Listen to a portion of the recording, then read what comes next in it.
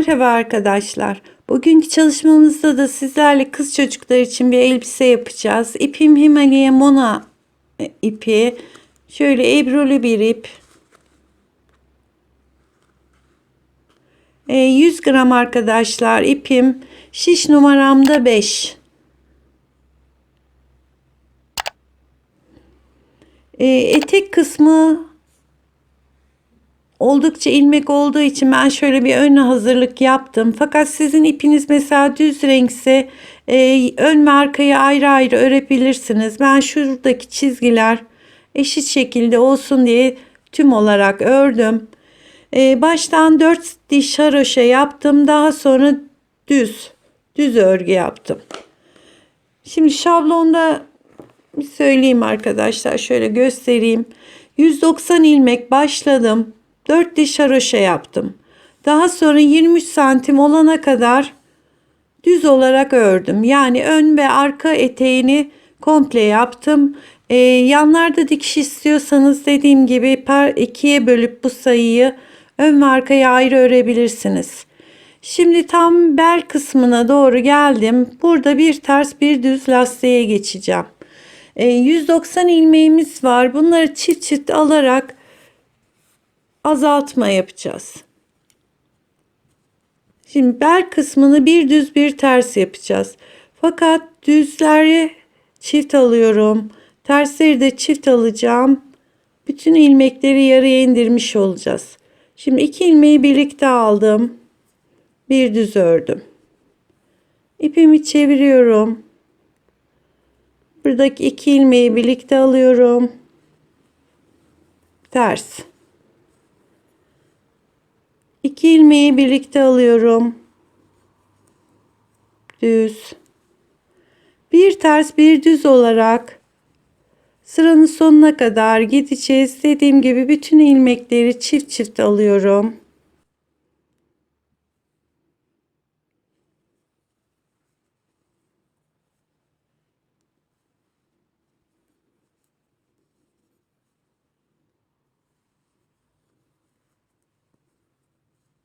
Evet, bu şekilde ilmeklerin hepsini çift alarak bir düz bir ters örüyorum.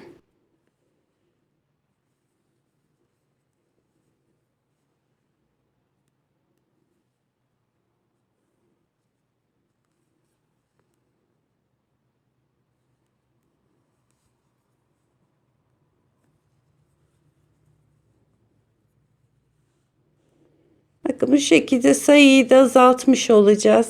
Sıranın sonuna kadar böyle gidelim. Bütün ilmeklerimizi çift alarak sayımız yarıya indi. 95 ilmeğimiz var şu anda şişimizde. Ve bunun bel lastik kısmı olana kadar artık bir ters bir düz olarak lastiğini örüyoruz.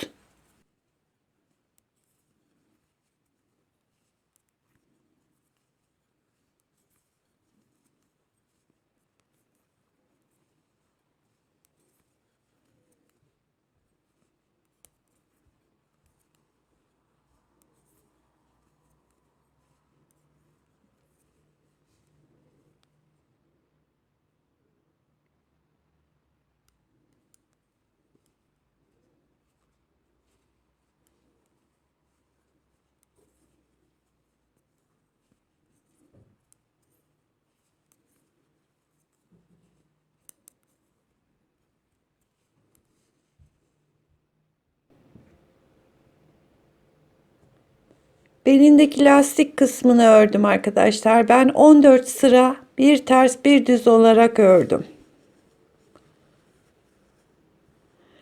Şimdi üst kısmına geçeceğiz. Hem ayrımını yapacağız hem de arka ön olarak birleştirmesini yapacağız. Şimdi 8 ilmek, bu kesileceğimiz ilmek olacak arkadaşlar. Artık düz örgüye geçiyorum. 8 ilmek örüyorum.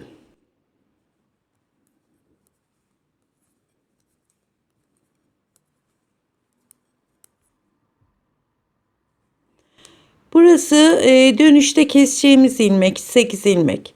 Şimdi arka için 10 ilmek örüyorum. 1, 2, 3, 4, 5, 6, 7, 8, 9, 10.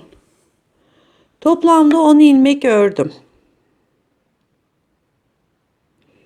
Şimdi burası kesilecek ilmeğimiz 8 ilmek, 10 ilmek arkanın payı. Şimdi anlatırken biraz zor oluyor çünkü burada arkada böyle pencere diyeyim, yani kesip ve artırmalar yapacağız. Arka kısmımızda böyle oyuntular olacak. Şimdi burası arka, ön kısmı için arada 11 ilmek keseceğim. Şurayı bir daha sayalım, 18 olacaktı. 2, 4, 8, 10, 12, 14, 16, 18. Şimdi arada 11 ilmek kesiyorum. 1, 2,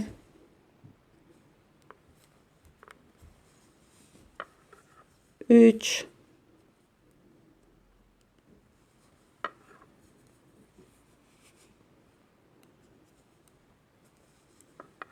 4,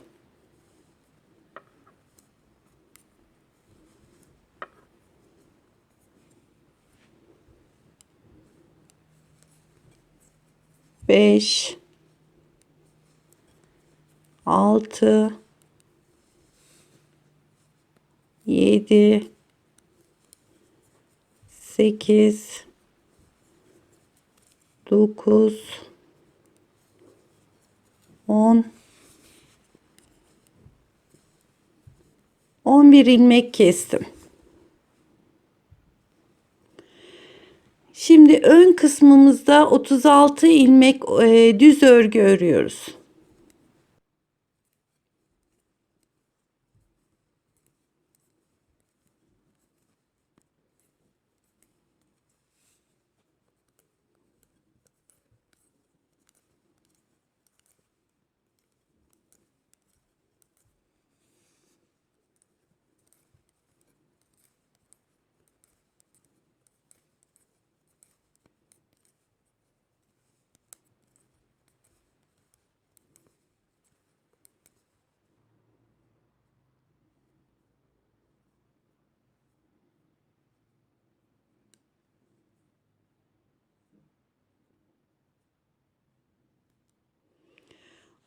Burası ön kısım arkadaşlar. 36 ilmek ördüm. Tekrar 11 ilmek kesiyoruz.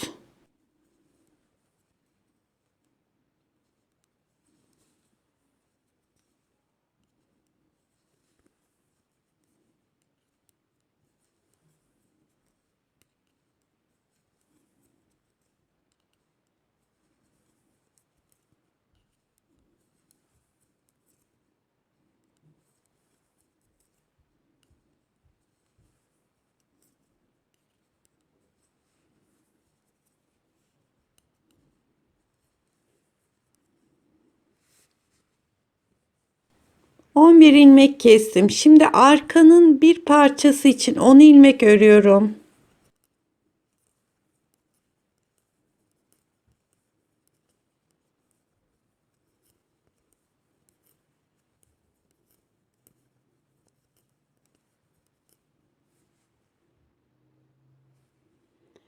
Şimdi burada 2, 4, 6, 8, bir de fazlalık ilmeğimiz vardı 95 olduğu için. Buradaki kalan 9 ilmeği kesiyorum.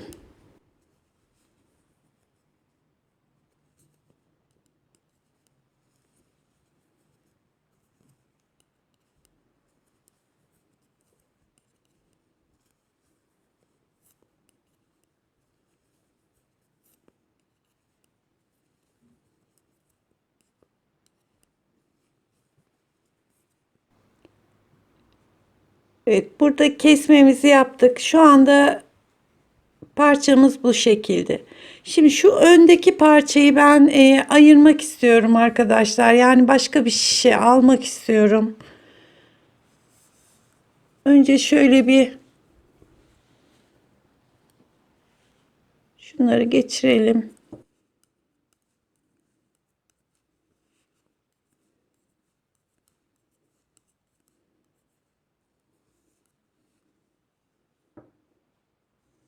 Şimdi şu aradaki parçayı ayrı bir şişe alacağız.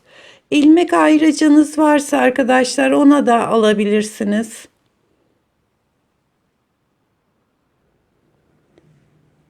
Eğer ayracınız yoksa mesela herhangi bir şöyle şişe alabilirsiniz. Yedek bir şişe. Dediğim gibi eğer şöyle bir ayracınız varsa şu ön ilmeklerini onu alabilirsiniz. Burayı daha sonra öreceğim çünkü.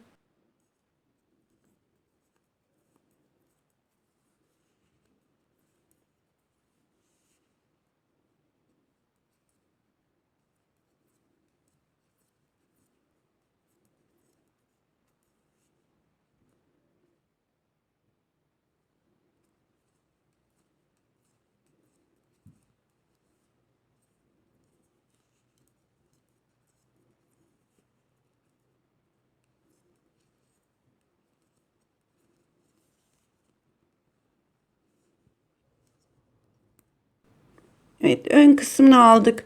Bir de şuradaki şişlerimizi düzeltelim. Pardon, ilmeklerimizi. Şimdi niye böyle bir şey yaptığımı göstereceğim.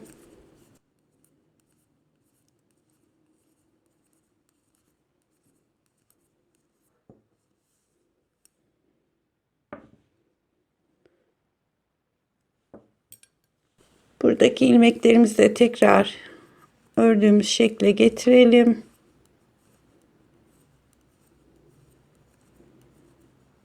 Şu da kestiğimiz ilmek. Bakın örgümüz artık ön arka olarak ayrıldı. Şöyle göstereyim. Şurası ön kısım.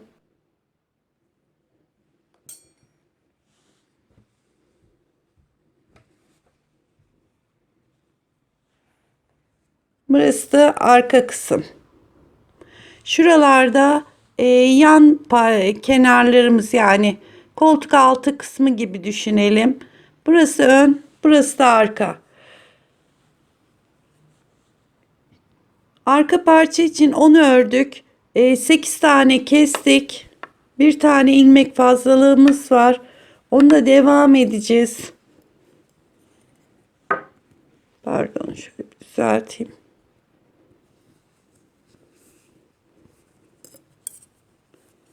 Ve yine buradan da 8 ilmek kesme yapıp sadece 10 ilmek bırakacağız. Şöyle devam ediyorum. Bu açık olan yeri dikeceğiz. Arka ortası orası arkadaşlar.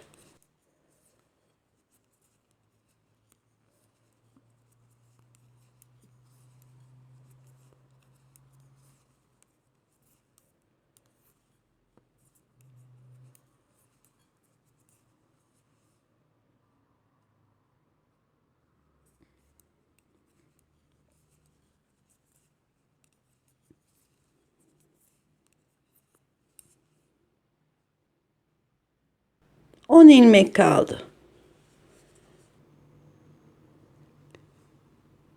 Şimdi sadece buradaki 10 ilmeği öreceğiz arkadaşlar. Yani bir 4 sıra falan örelim. Yüksekliğine bakalım.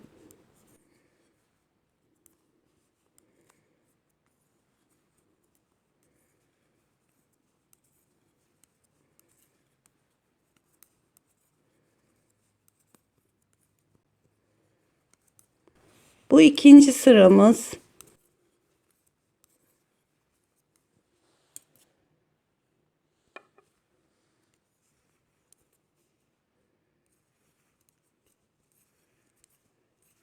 Şimdi üçüncü sırayı yapıyoruz.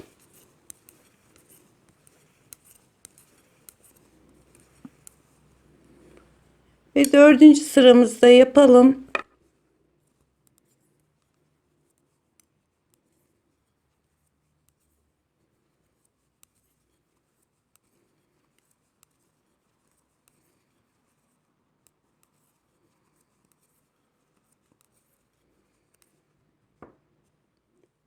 Evet, bence bu yükseklik yeterlidir. Şimdi bu ipimizi burada bırakıyoruz. Diğer tarafı da yine 4 sıra öreceğiz. Onu da ipimizin diğer ucunu alalım.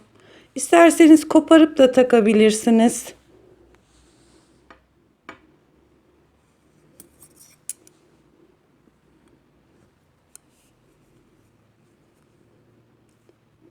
Burası ters yön olduğu için ters olarak başlayacağım.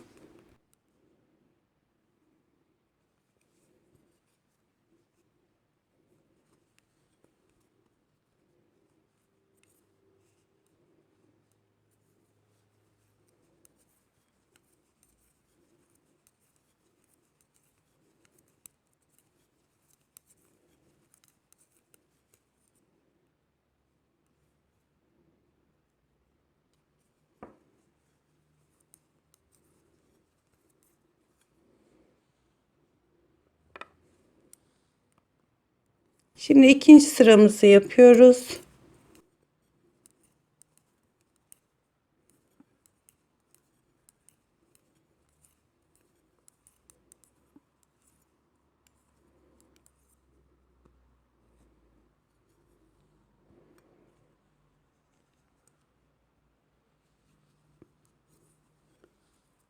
Üçüncü sıramızı yapıyoruz.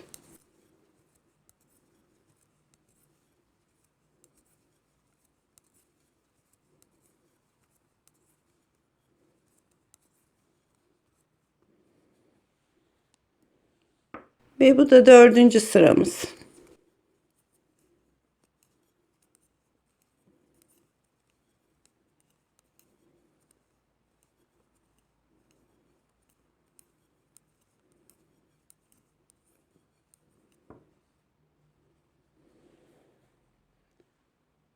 Bakın her iki tarafı da 4 sıra ördük.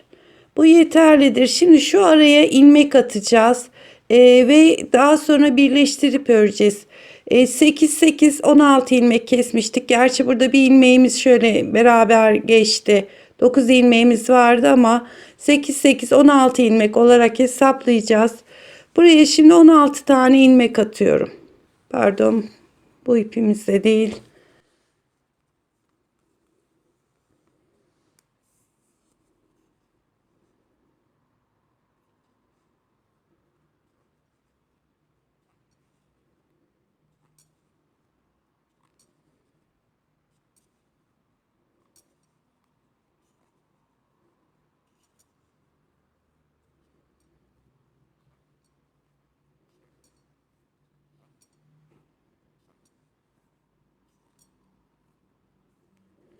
Bakın araya 16 ilmek attım. Şimdi devam ediyorum. Örgümüz birleşmiş olacak. İsterseniz buradaki ipi kesebilirsiniz. Ben de az sonra keseceğim. Çünkü bir üst tarafta yine yapacağız. Oraya bağlayacağız.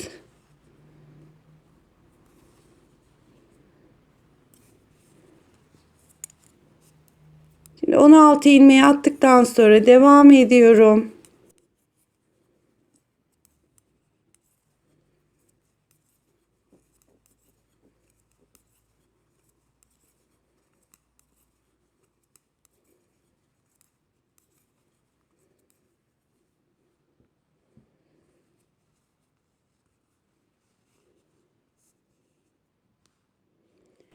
Şimdi 10, 10, 20, 16 da buraya attık. 36 ilmeğimizi düz örgü olarak bir 6-7 sıra veya 8 sıra kadar öreceğiz arkadaşlar. Yani hiçbir şey yapmadan bütün ilmeklerimizi örüyoruz.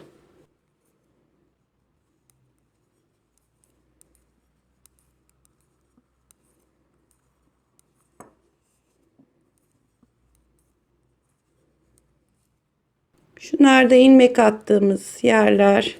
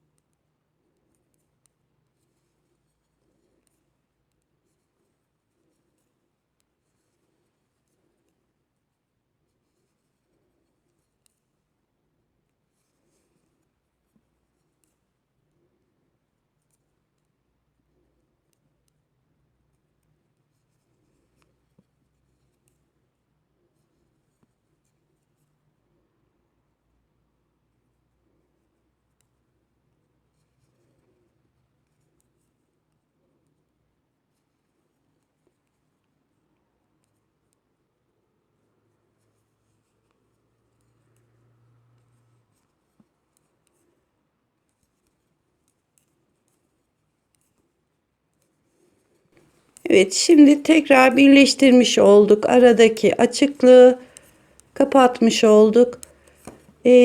Dediğim gibi böyle bir 7-8 sıra kadar örelim. Bir genişliğine bakalım. Bakın şu şekilde olacak arkamız. Evet, şu şekilde 8 sıra ördüm. Şimdi şuradaki ipimizi bir keselim. Tekrar lazım bize çünkü o.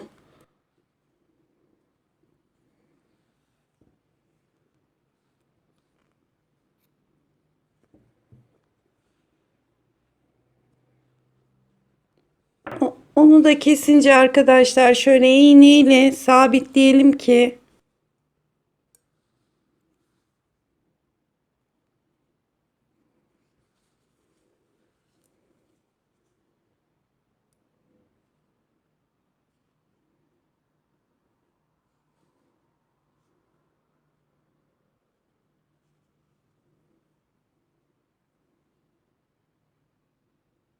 şöyle hafif içeri doğru yürütüp kilitleyeceğim.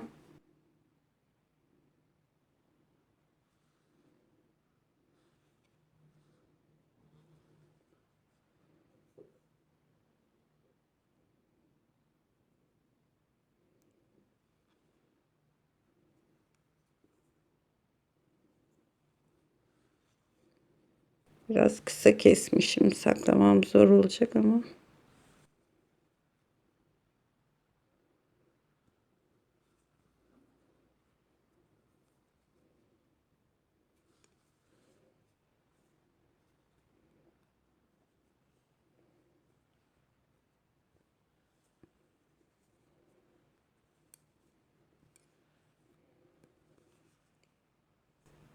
Bakın bu şekilde. Şu ilk başladığımız ipi de saklayacağım daha sonra. Şimdi burada yine aynı işlemi tekrarlayacağız. 10 ilmek öreceğiz. Arada 16 ilmek keseceğiz. Sonunda 10 ilmeğimiz kalacak.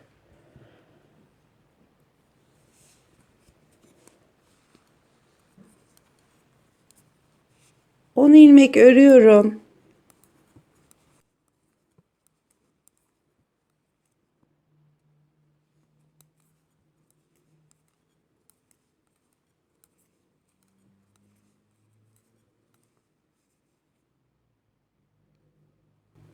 On ilmek ördüm. Şimdi aradaki 16 ilmeği kesiyorum. 1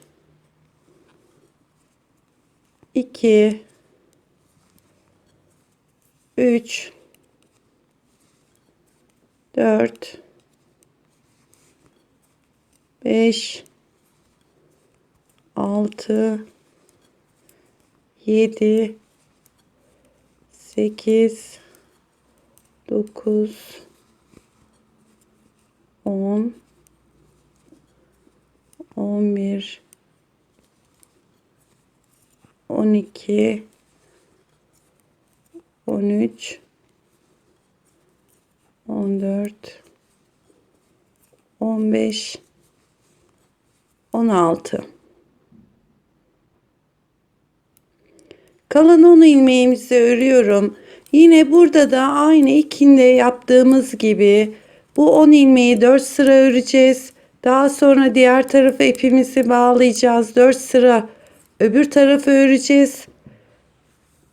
Ve ondan sonra da yine araya 4 sıra burayı 4 sıra bu tarafı ördükten sonra araya yine ilmek atıp 8 sıra aynı bu şekilde öreceğiz. Yani 2 tane böyle yerimiz olacak arkadaşlar. Orayı da tamamlayalım.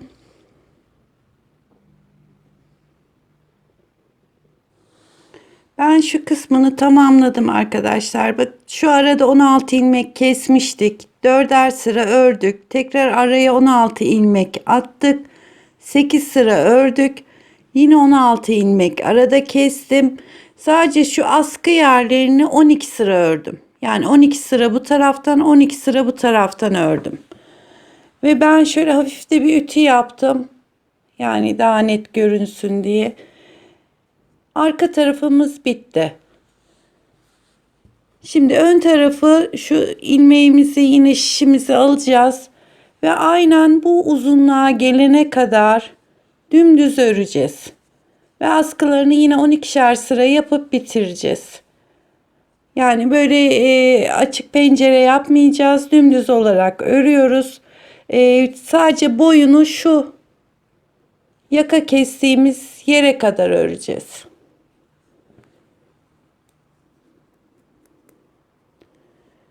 Yine ilmeğimizi alalım şişimize.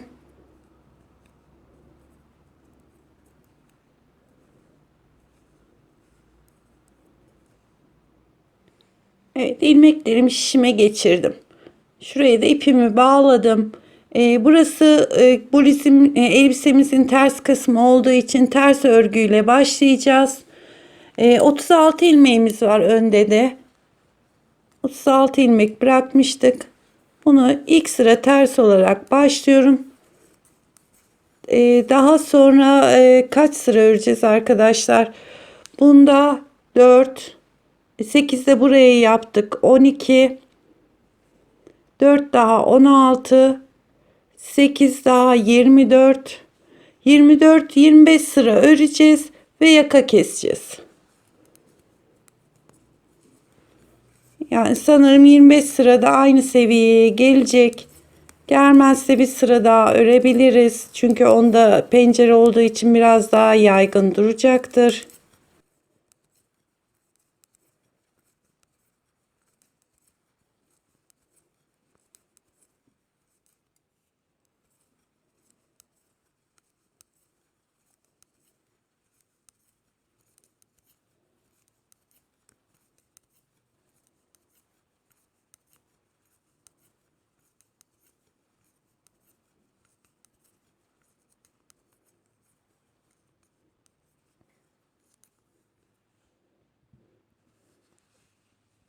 Evet, bu şekilde artık düz örgü olarak devam ediyoruz.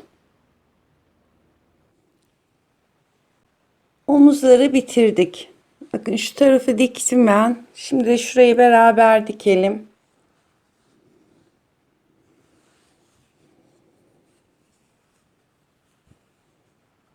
Şu arka omuzları tam şöyle eşit tutuyorum.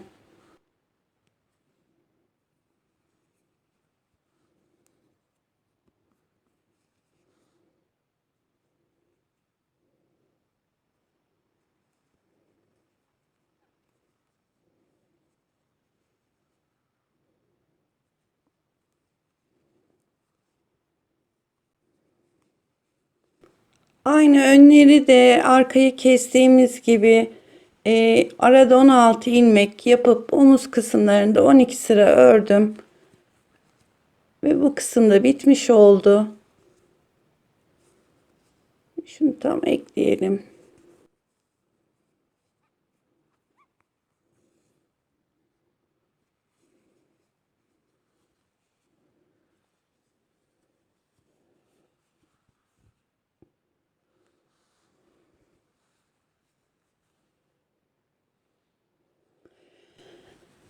Şimdi arkadaşlar bunu ben eteğini bütün ördüm. Bütün ördüğüm için şimdi şuradan ilmek almamız gerekiyor. Yani kol kenarına şöyle fırfır yapacağım.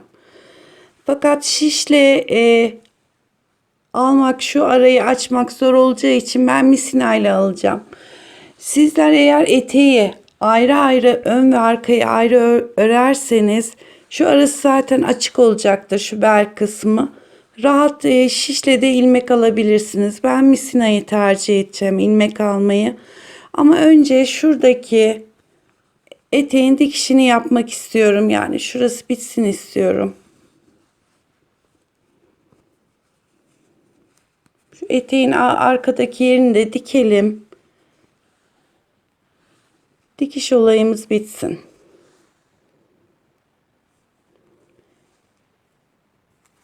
Dediğim gibi eğer siz ön ve arkayı, ben ipim böyle çizgili çıktığı için bütün örmeyi tercih ettim. Kol kenarını misinayla alacağım. Ama siz sayının yarısını öne yarısını arkaya ayrı ayrı örüp birleştirirseniz bu dikişiniz yanda olacaktır. İlmeği de normal şişle alabilirsiniz. Şimdi şu etek kısmının dikişini bitirelim. Kol kenarlarından ilmek almaya geçelim.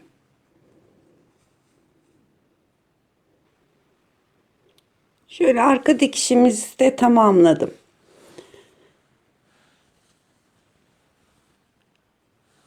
Bu yandan, ön yandan başlayacağım. Arka yana kadar şuradan ilmek alacağım.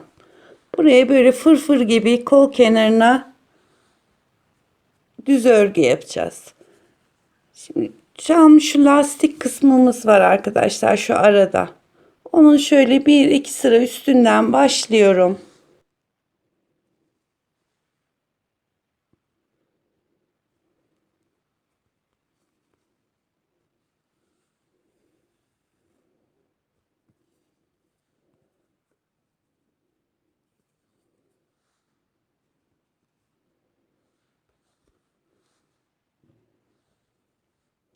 Dediğim gibi ben misinalı şişimle ilmeğimi alacağım.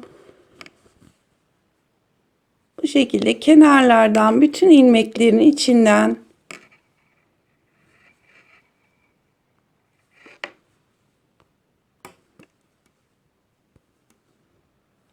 böyle aynı çizgiyi takip ederek ilmek çıkartıyorum.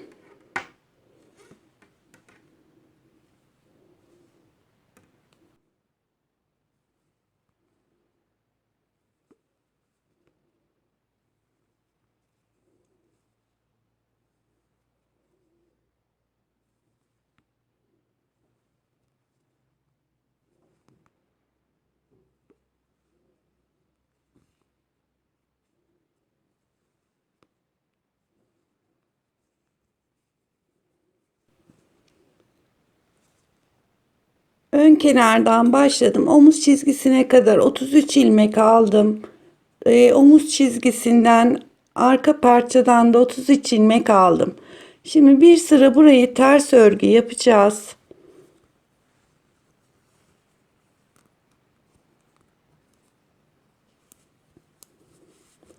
Örgümüzün ters yönü olduğu için şöyle ters olarak gidiyorum.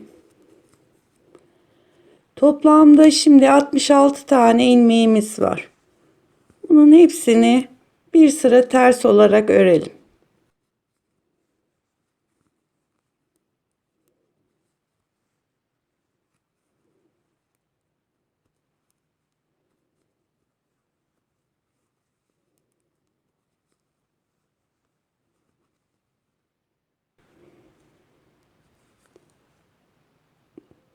Bir sıra ters örgümüzü ördük. Şimdi ön yüze geldik.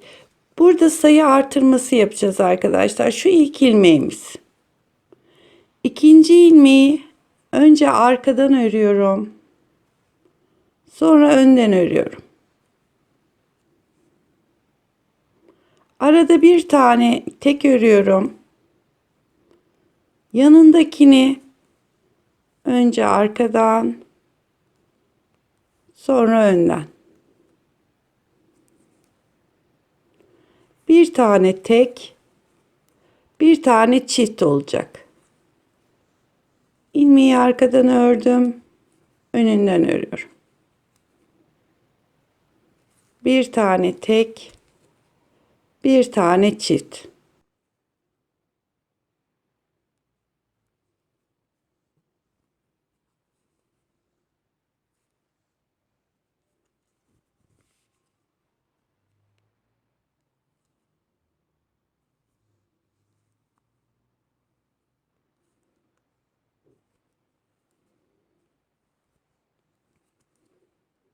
Şimdi bütün bir sırayı bu şekilde bir ilmeği iki kere örerek, yanındaki ilmeği de tek örerek sıra sonuna kadar gidiyoruz.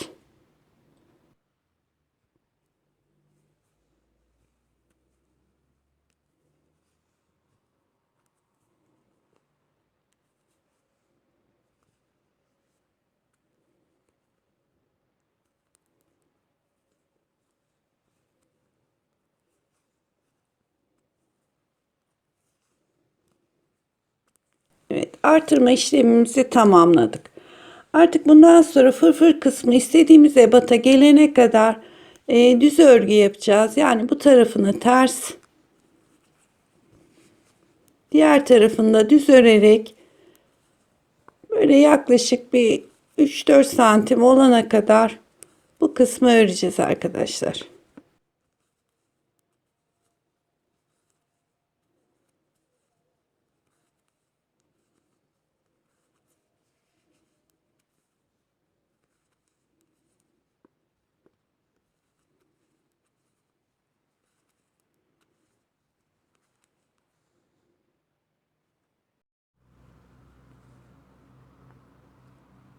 Artırma yaptığım sıra dahil 14 sıra düz örgü ördüm. Bakın arka tarafı ters. Şimdi bütün ilmeklerimizi keseceğiz. Keserken ikisini bir alıyorum. Takıyorum. İkisini bir alıyorum. Takıyorum. Bu şekilde bütün ilmeklerimizin kesmesini bitiriyoruz.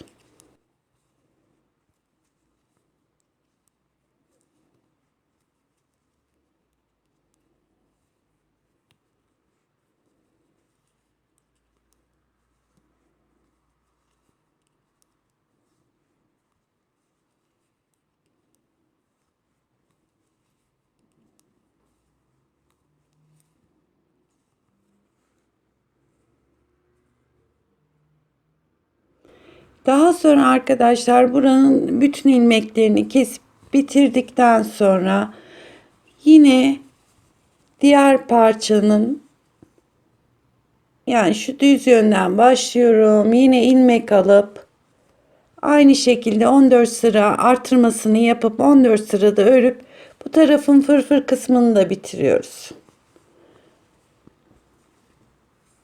Ben şimdi buranın kesmesini yapayım. Diğer tarafında ilmeğini alırken şu düz yönden alın.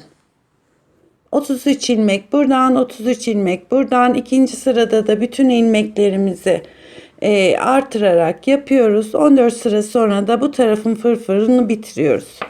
Böylece elbisemizin fırfır kısmı bitiyor. Şuradaki süslemelerine geçelim.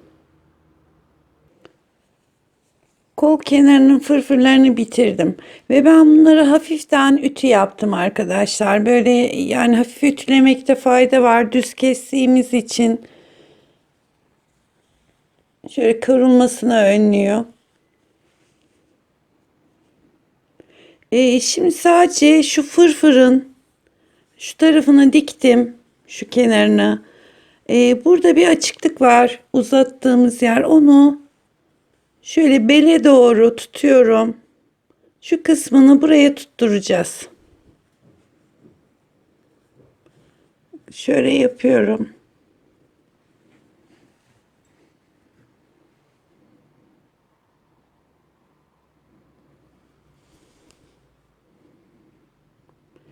Yani fırfırımız havada kalmasını önleyecek buradaki hafiften tutturmamız.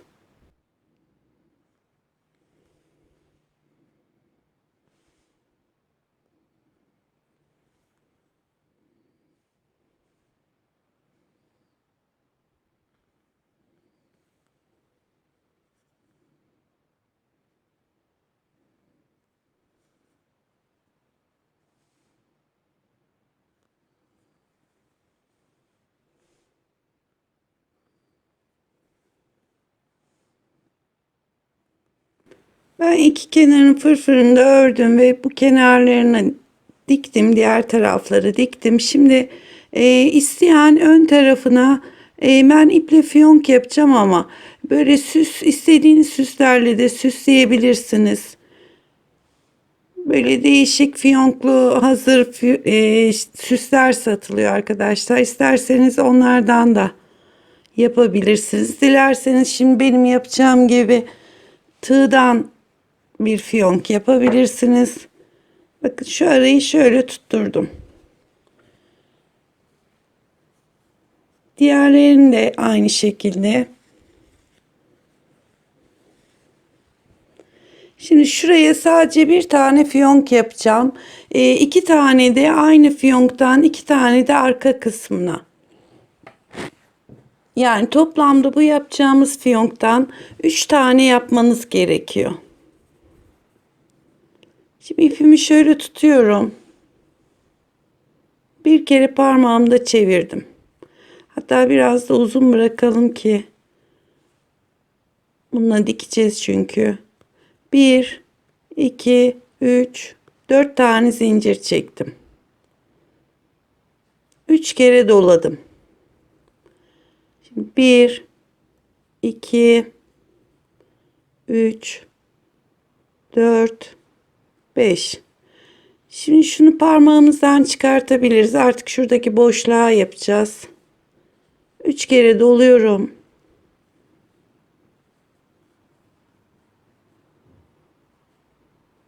5'te çıkıyorum.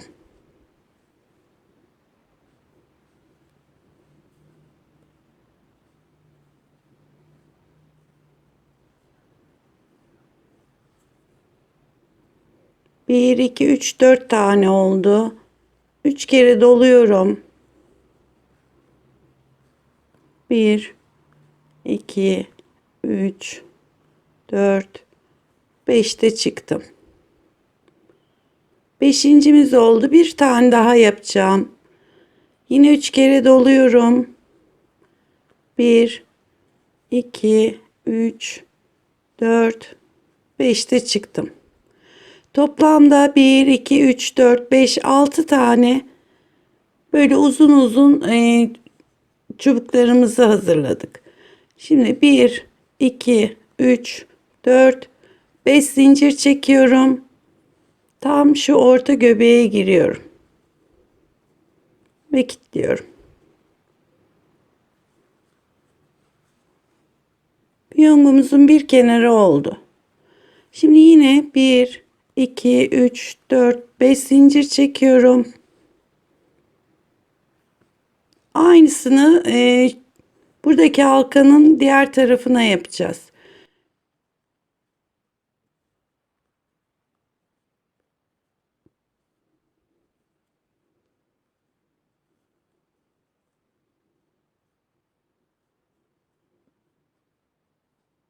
Üç kere doluyorum. 5'te çıkıyorum. 1, 2, 3, 4, 5.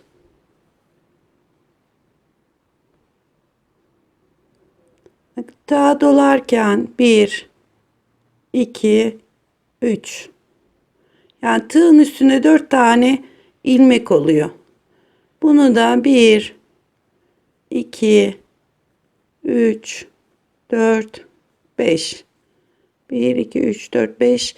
Bu da sonuncu çubuğumuzu yapıyoruz.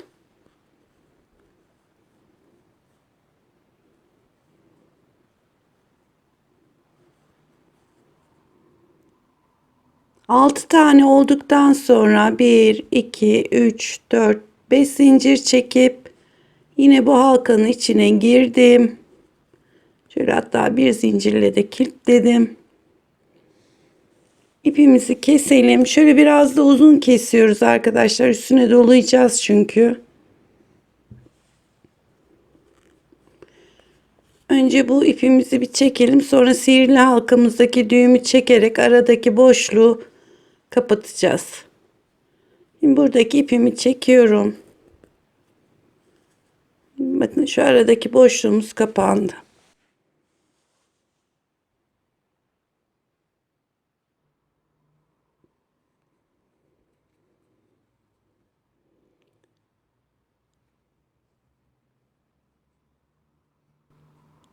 Şimdi şu kısa ipimizi şöyle bir kere tersten çevirdim. Hatta ipim var. Şöyle 2 kere çevirebilirim. Uzun bıraktığımız ipi de bu araya şöyle doluyoruz.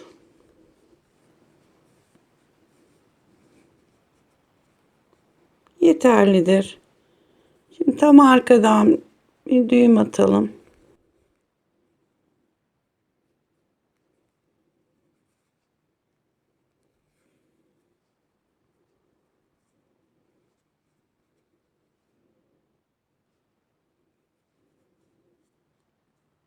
Şöyle bir fiyongumuz hazır oldu. Şimdi bunu elbisemin şu ön kısmına tutturacağım. Dediğim gibi arkadaki yerlere de 2 tane de arkaya lazım. Onları da yaparsanız arkayı göstereceğim arkadaşlar. Ben onu diktim ama şunu bir tutturalım şöyle, tam ortayı buluyorum.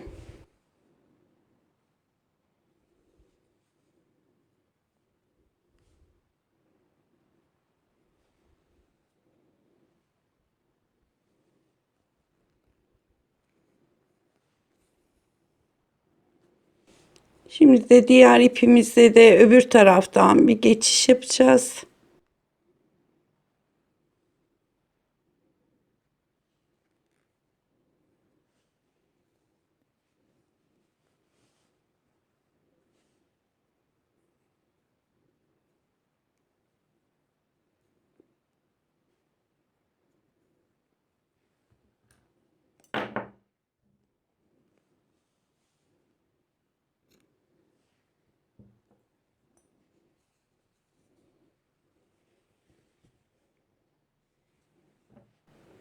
Elbisemizin ön kısmı burası arkadaşlar. Arkası da bakın aynı fiyonklardan da arkaya yaptım. Şöyle göstereyim. Bunları da arka tarafına diktim.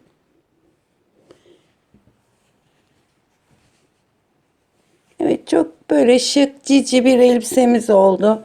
Yapacak arkadaşlara kolay gelsin.